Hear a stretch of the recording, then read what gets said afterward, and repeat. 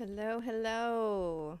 It is I, Evelyn-Zuel, here at the Mystic Parlor, and we are back with another episode to get you situated with the month ahead of September 2023. As I am recording this on August 30th, 2023, the full moon is currently waxing into culmination at 7 degrees 24 minutes Pisces. And the full moon this month in Pisces features a conjunction with Saturn. It's a waning conjunction, which means that the moon is moving off of its connection to Saturn. So it is effective, but it's not as effective as if the moon were behind Saturn, moving into conjunction or waxing. However, it's still a part of the full moon cycle. It's there. It's only 3 something degrees away, so it's certainly a part of what we are experiencing currently. I'm not going to get too much into the full moon because it's happening right now, and by the time you listen to this, you probably won't really care anymore. However, for retrospective purposes, I'll say a few things very quickly.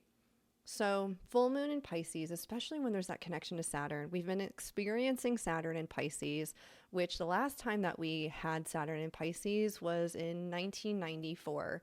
And if we remember that era, it was a time of wonderful nihilism where there was an air of depression in the atmosphere and the ethers.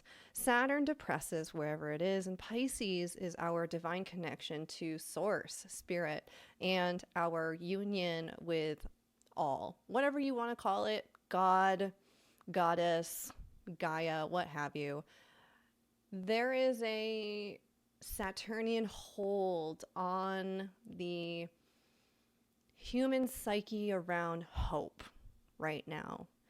And with this full moon, we're trying to find and access that sense of hope and connection to something deeper and more meaningful in life. For instance, last night, I know this is going to surprise you maybe, but I have not read the Tibetan Book of the Dead. You'd think that would have been one of the first books I read coming out of the womb. However, I have not. And I started listening to an audio recording of it and was reflecting on how full moon in Pisces this is, especially with the Saturnian connection of a somber, realistic, and quote unquote scientific approach to death and dying. It's actually quite comforting for me to learn about the death and dying process. As a past life regressionist, that's a part of the process. And it's fascinating to me to learn about these alternate pathways and processes in the afterlife that this group of spiritual devotees have for centuries been studying. So the fact that they have this really wonderful reference and resource material for their experiences with the afterlife and the other side, it really helps to create some sort of structure or vision. You know what I mean? Pisces, the details, putting all the details together to create a pamphlet. So that's also what the full moon in Pisces is perhaps some of us may be reconnecting with what we feel is our spiritual lineage or an interest that we have in some form of spirituality. So Saturn here with the full moon in Pisces I think is helping us to become more strict with our needs and our wants and our expectations, especially when it comes to our spiritual practices, and more discerning as well. Discerning where the information we are receiving comes from, and discerning around who is teaching or what the legacy is of where the teachings are coming from. So, September. September is a month of, I don't know, I don't have a hard time wrapping up a month with a few words. However, we've got Venus stationing direct this month. We've got Jupiter stationing retrograde. We also have Venus making some difficult aspects to Jupiter and Uranus. We've got Mercury moving into morning star phase. And I'll get more into all of that, of course. But this month, I guess if I had to put it into a few key words, would be, man, radical messages coming through, and also a reorientation of our relationship to sex, gender, and femininity. Also, Venus being, and Jupiter, of course, being the two benefics of the cosmos for us in their solar system, is money and finance and the financial markets. So we'll get into that, what that all means. But we also have new moon in Virgo halfway through the month, and then a full moon in Aries at the end of the month. The other thing going on is Mercury is stationing direct and then conjuncting the sun. All right, let's get into it. Okay, let's start out with September 3rd. September 3rd, which is from the date of this recording, about 4 days from now, Venus stations direct. Thank the gods. Honestly, as a Venusian, this Venus retrograde is not fun. I don't have a good time. A lot of people don't have a good time. Venus retrograde can stir up a lot of insecurities, especially in Leo. Our looks, how we feel about ourselves, our relationship to youth and beauty and longevity all come up to surface during Venus retrograde. Also, our insecurities around money and our insecurities around how we look or how we come off to people is very much a Venus retrograde experience in Leo. And also insecurities in love and our deservingness or value when it comes to partnership and relationships. So Venus turning direct, I welcome it wholeheartedly. Venus is going to turn direct at 12 degrees, 12 minutes Leo at 6:20 p.m. Pacific daytime, for those who want to know. And Venus has, so the retrograde and the direct degrees are very important. Of course, more so the retrograde degree, because when you look at the retrograde degree, that is the degree that the planet is going to eventually come back to. So you're going to meet up with the same degree point once the planet goes direct and then crosses over that degree again. So Venus went retrograde at 28 degrees in Leo on July 23rd, 2023. So go ahead and take a look at your birth chart and see what you've got going on at 28 degrees Leo or 28 degrees of any of the fixed signs, which is Taurus, Leo, Aquarius, and Scorpio.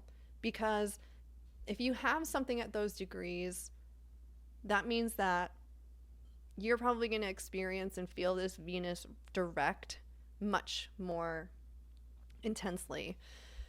So even if you have something around the degrees, or even I would say anywhere between 22-ish degrees to those fixed signs up into maybe like 2 degrees into the mutables, you'll experience a shift, a very noticeable shift. Also, in this phase, Venus is now a morning star direct. So Venus has been in her morning star phase for the last couple of weeks after her conjunction with the sun. And what Venus does is she brings out all of the wisdom and all of the insights around the Leo archetypal energy for us to confront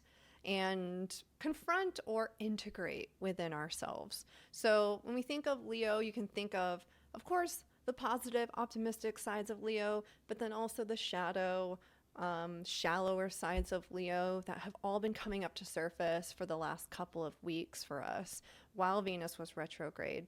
So now that she's direct, views on feminism, gender expression, sexuality are going to be more tangible.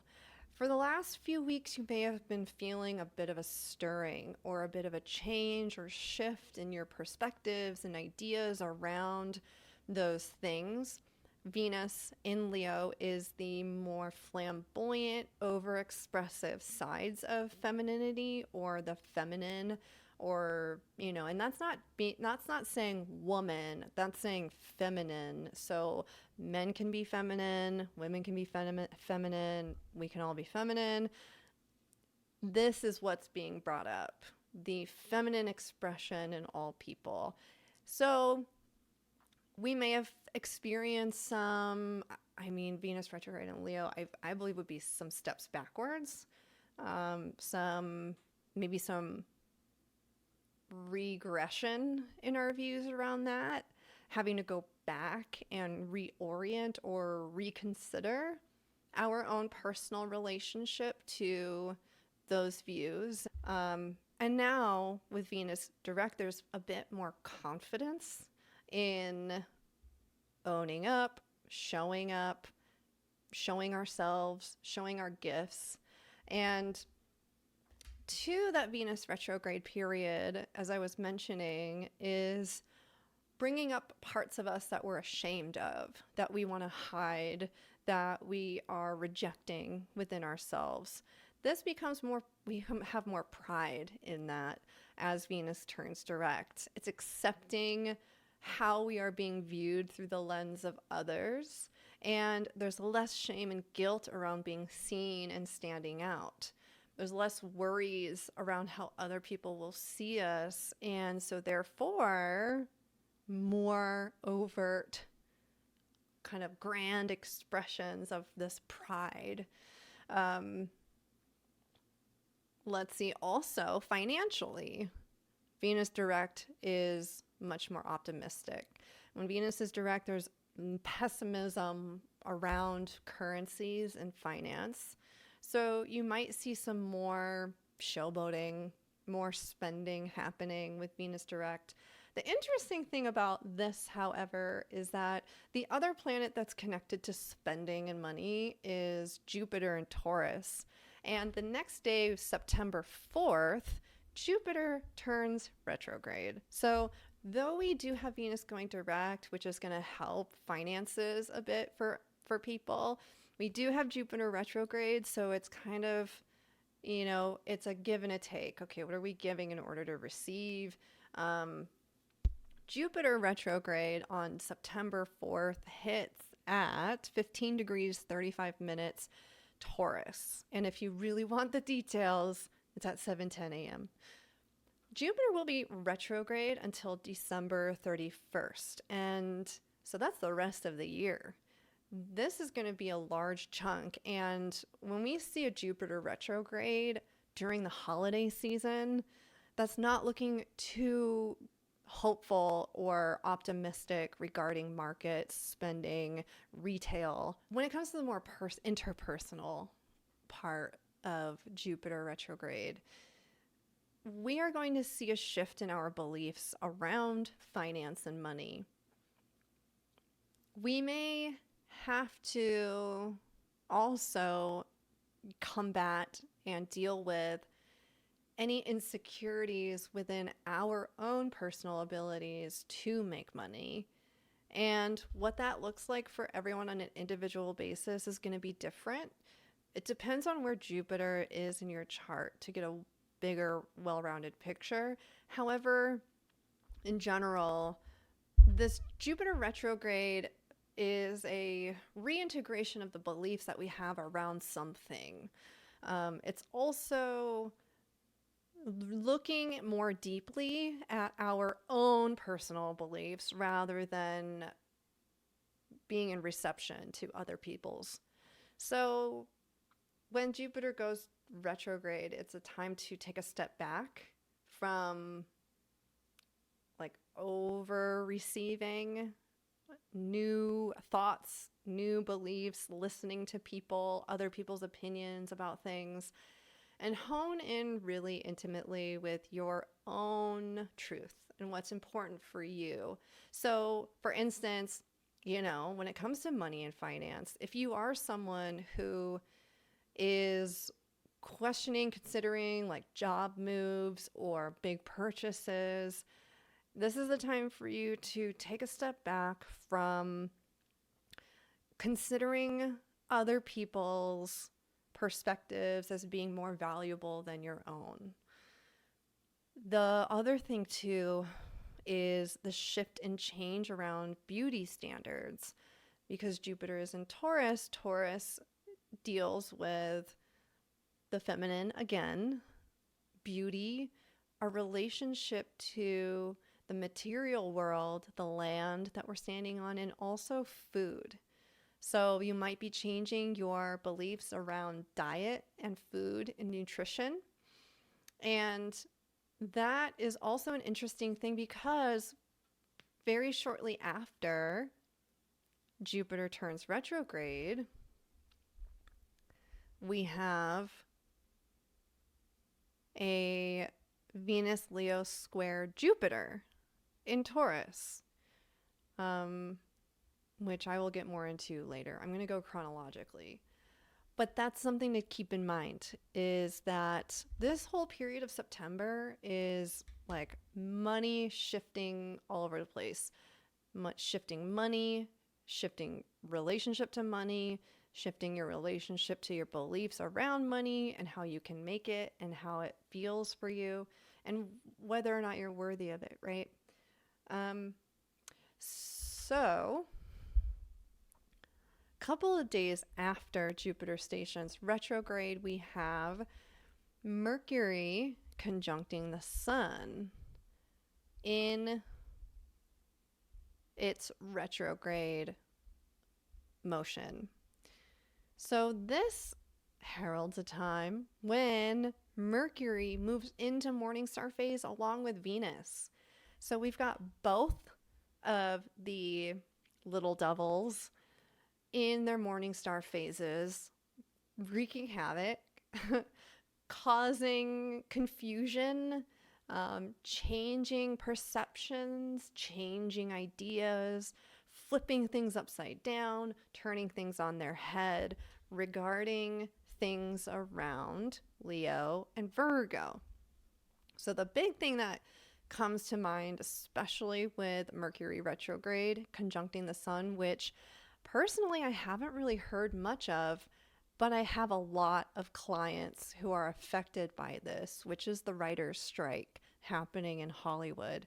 We are now finally starting to see the fall off from the writer's strike. It took a while, and to be completely honest, I don't know exactly when it started, but it would be interesting to tie that in line with the Mercury transits because Mercury is writing, information, data, talking. Mercury conjuncting the Sun is a time when there's an integration of a new awareness or new information that comes to light. So when Mercury is in its morning star phase, especially retrograde, it is called Prometheus. Prometheus is the god that gave the wisdom of fire to humanity, which completely changed the way that humans conceptualized their reality. When Mercury conjuncts the sun in retrograde, it's a time when there's going to be confusing information, new awareness that comes out that is going to be at first unbelievable, hard to believe or hard to digest, Virgo. But as the days go by, it'll be easier and easier, and it'll integrate a bit more into our consciousness. The reason why I brought the writer's strike up is because I'm curious and I'm wondering if maybe we're going to get some more information around the writer's strike, or if there's going to be some movement that we see around agreements for the writer's strike. The sun in a mundane chart represents the authority or the president or the king or ruler. So I wonder if there's going to be some information that comes into the hands of some higher up authority that does have a say in the strike. And I do believe there are a few other strikes happening too. But of course, the media is totally washed over. So all we've been hearing about is, I don't know, Mitch McConnell glitching on stage or something. And also all of these crazy weather events that have been happening throughout the month. But we're going to hear more around strikes that are happening, because Virgo also connects us to workers' rights, healthcare workers, people who work within the service industry. So we'll see more information come to light around their conditions and what they also demands, what their needs are, and also how to move forward. But keep in mind, this day, September 6th, is an unveiling of wisdom, an unveiling of information. And interestingly too, Mercury makes a trine to Jupiter. And what is Jupiter? It's belief. It's our philosophy. It's also politics.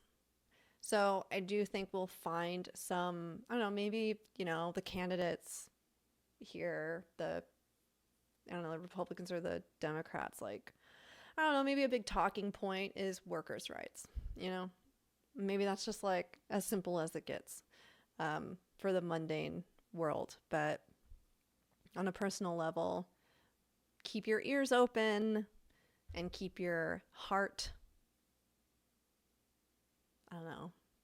on the sky. The next date that we have here is September 14th. This is our new moon in Virgo. So this new moon is at 21 degrees 58 minutes in Virgo at 6:39 p.m. My 3 favorite numbers. And the new moon will be opposing Neptune. So interesting, right? Full moon is conjunct Saturn.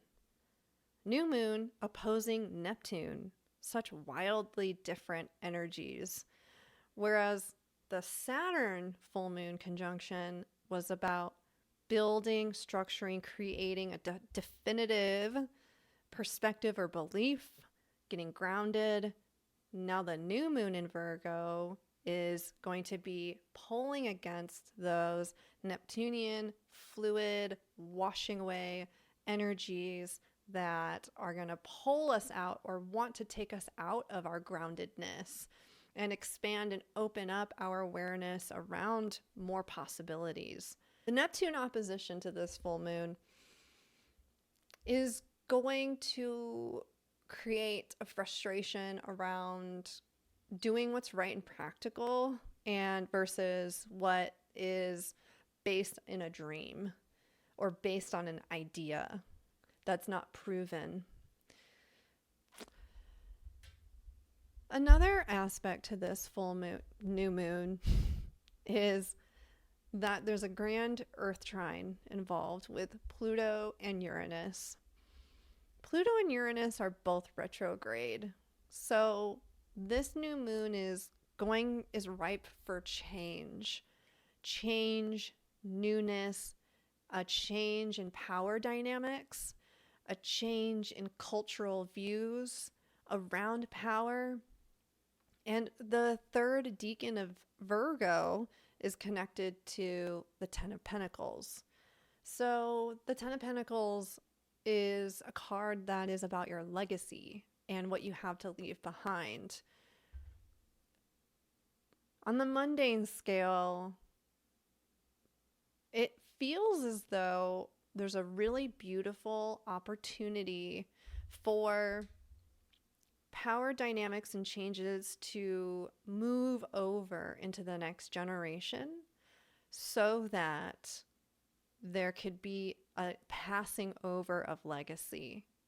So it's like there's a new beginning in huge, long-term, expansive control. So, for example, there might be a lot of long-standing CFOs, presidents, people in power, people in authority standing down or passing the baton over or handing off their legacy over to the next generation. God knows we need that, especially in Congress. The new moon in Virgo also is a time for us in the Northern Hemisphere when we are preparing for the next cycle. And with that trine to Pluto, the planet of death in the underworld, how appropriate is it that, Virgo comes right before fall, before the equinox, before we come into our season of death. It's a time where we're fine-tuning our resources, fine-tuning, prepping for the end of the season, organizing, preserving, setting oneself up for success into the next season. So this is like getting all the last bits and details put together before it's time to take on new responsibilities.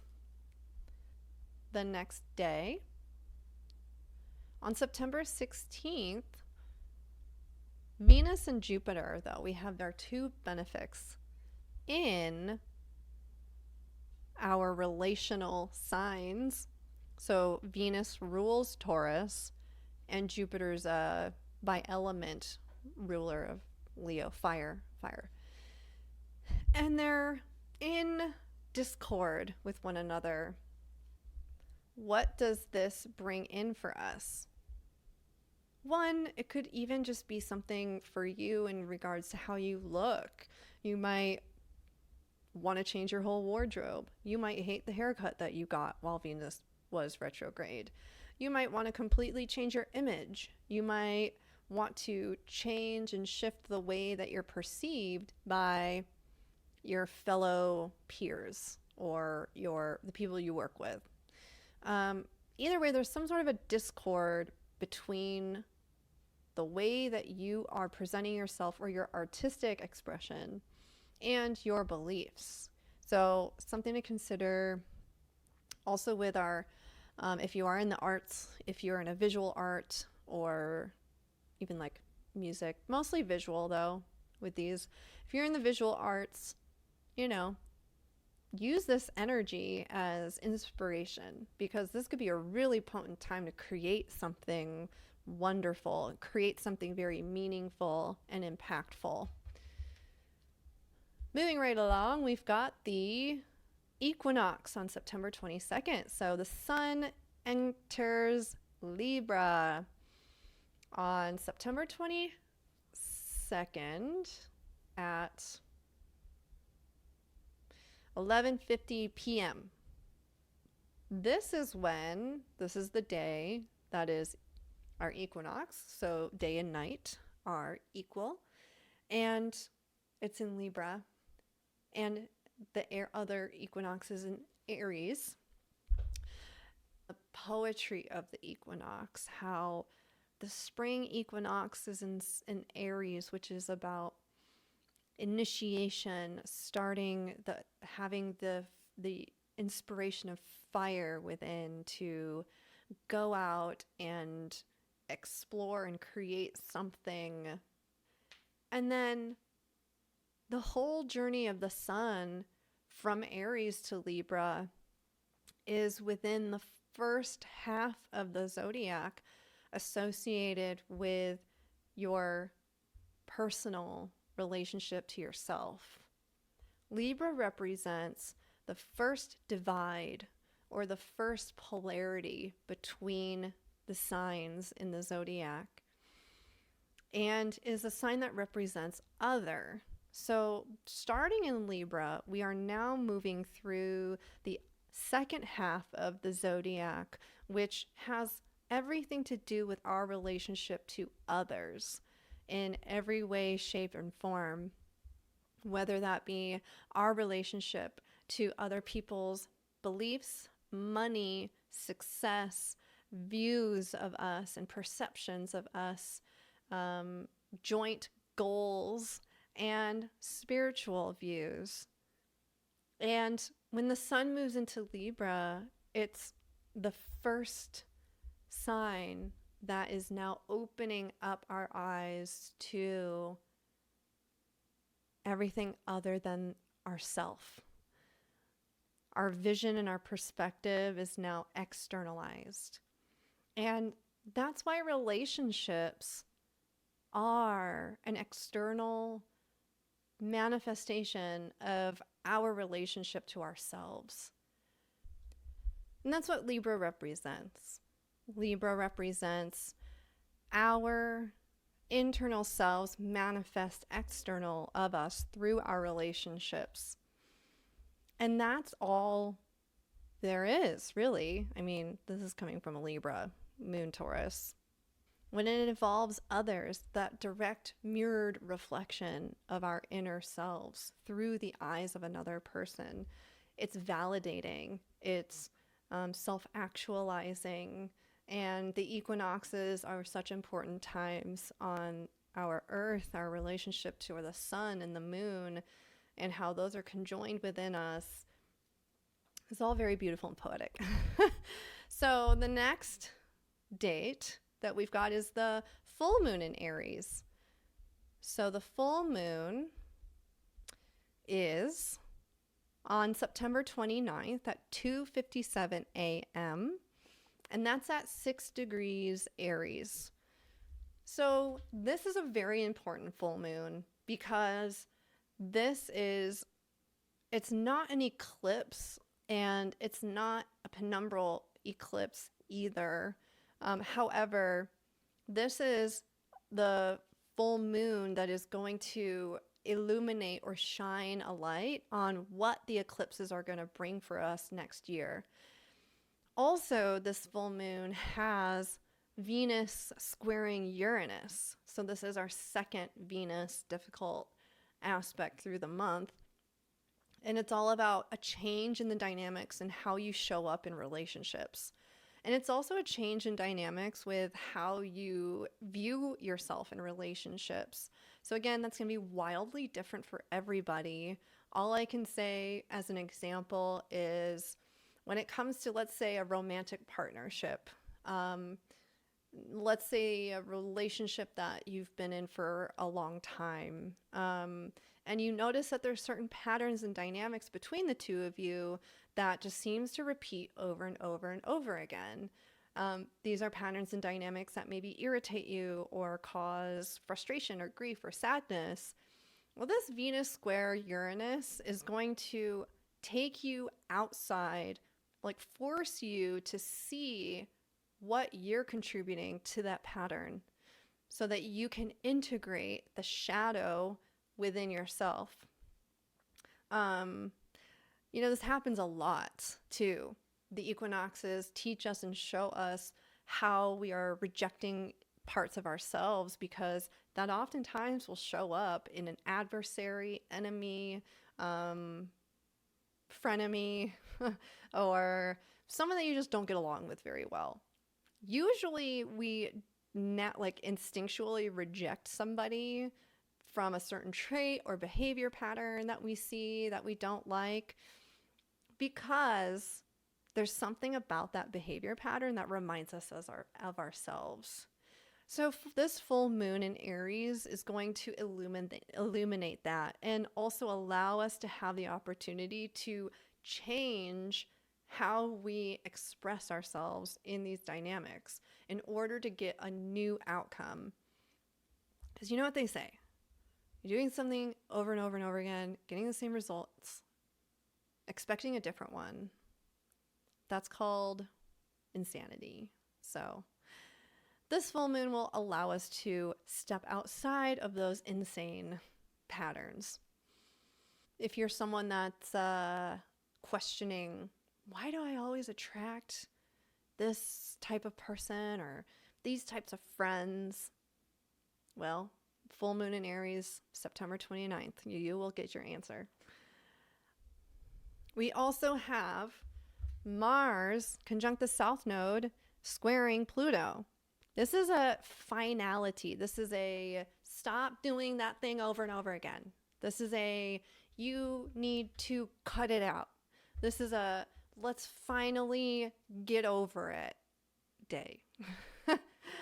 The continual discord or continual arguments, or the same, if you've been having a reoccurring argument with someone for years on end or even through the year, this is the day to just put it to bed, finalize it, stop talking about it, and use that as a building block for change, for the way that you relate to people.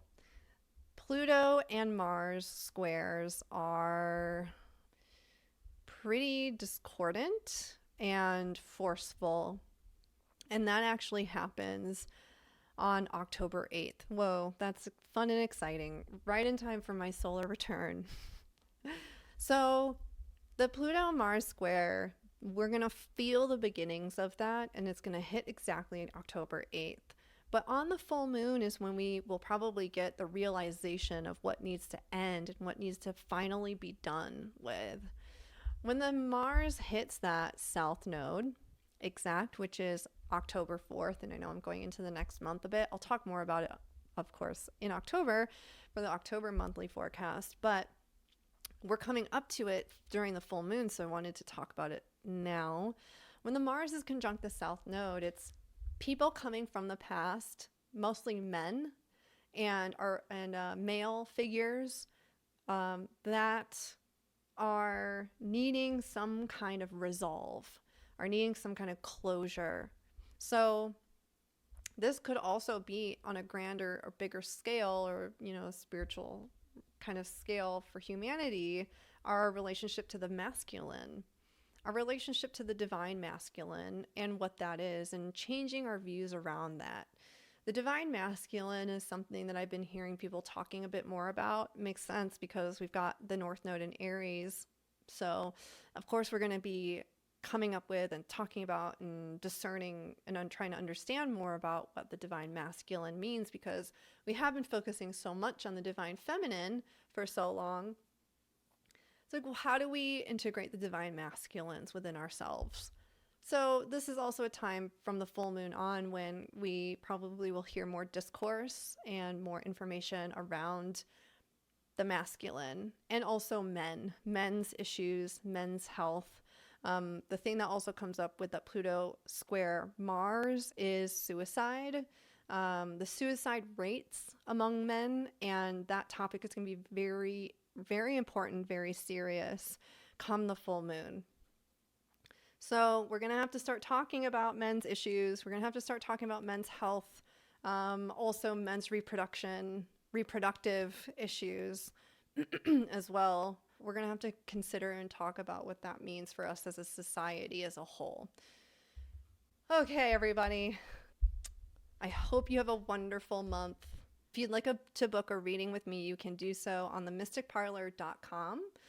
Have a wonderful September and see ya on the other side.